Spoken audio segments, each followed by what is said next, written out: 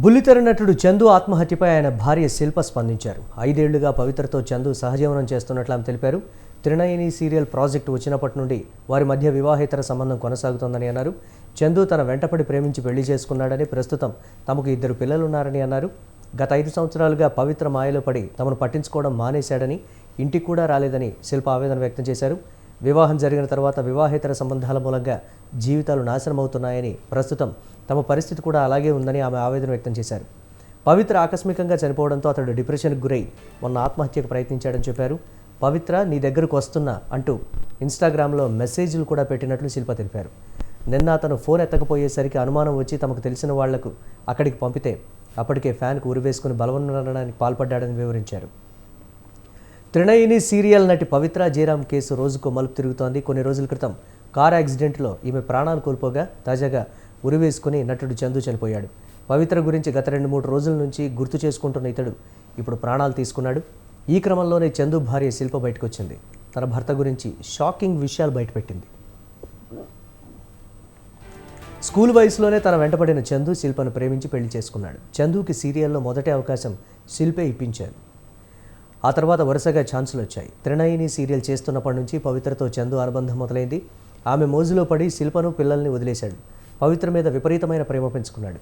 ఆమె మాయలో పడి చందు చివరకు ఆత్మహత్యకు పాల్పడ్డాడు. చాలా మంచిగా ఉండేవాళ్ళు. ఇప్పుడు మాతో మంచిగా మాట్లాడి కొంచెం ప్రేమ చూసుకుంటాడు అంతే. చెప్పు నాన్న, డాడీ ఎలా ఉండేవాడు నీతో? డాడీ ఎలా ఉండేవాడు?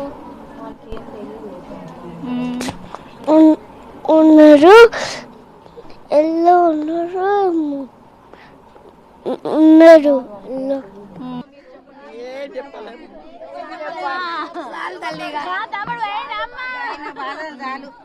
ప్రస్తుతం అయితే ఈ సందర్భంలో కుటుంబ సభ్యులు కూడా తమ ఆవేదనని ఎక్స్ప్రెస్ చేయలేని విధంగా ఉన్నారు. తమ ఆవేదన వర్ణనాతీతం. ఈ సందర్భంలో మేము ఏది కూడా చెప్పలేము అన్న కోణంలోనే చెప్తున్నారు. మొత్తం మీద ఇక్కడ చూసుకోవచ్చు, ఈ కుటుంబ సభ్యుల ఆవేదన కావచ్చు, బంధువుల ఆవేదన కావచ్చు, ప్రతి ఒక్కరు కూడా కన్నీరు మున్నీరు అవుతున్నారు.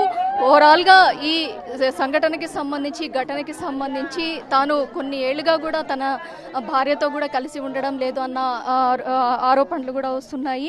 వాడు ఎంత మంచోడు మాకు తెలుసు. వాడు ఇంత ధైర్యవంతుడు ఇట్లా చేసుకుంటాడని మేము ఎప్పుడు ఊహించలేదు.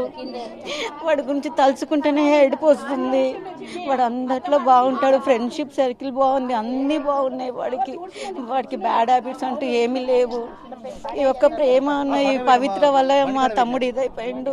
మా తమ్ముడు మాకు దూరం అయిపోయింది. ఇప్పుడు మేము చెప్పుకోలేని పరిస్థితి అండి. ఇప్పుడు మాకు మా తమ్ముడికి చిన్న పిల్లలు ఉన్నారు. వాడి పిల్లల ముఖం చూసి కూడా ఇది చేసుకోలేకపోయిండు. వాడు మా తమ్ముడు చాలా మంచివాడు అండి, మేము చెప్పలేము. వాడి ప్రేమ గల్ల మంచివాడు.